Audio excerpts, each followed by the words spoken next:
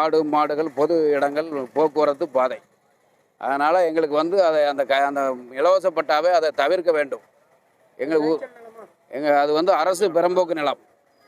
அதனால் அது ஊர் பொதுமக்களுக்கு பயனடையதாக இருக்குது. அரசு பெரம்போக்கு நிலத்தை வந்து விளைச்சல் அதான் வாய்க்காடாக இது பண்ணிருக்கோம். ஆடு மாடு மேய்க்கிறது அந்த இடம் தான்.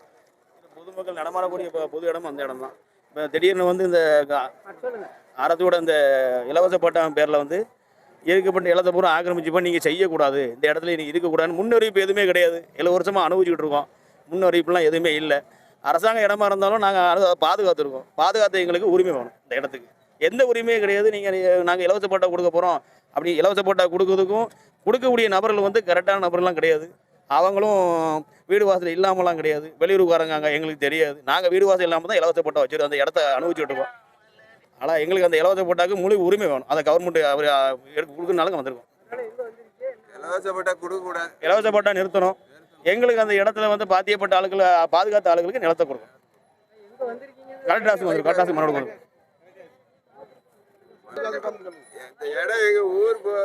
இடம்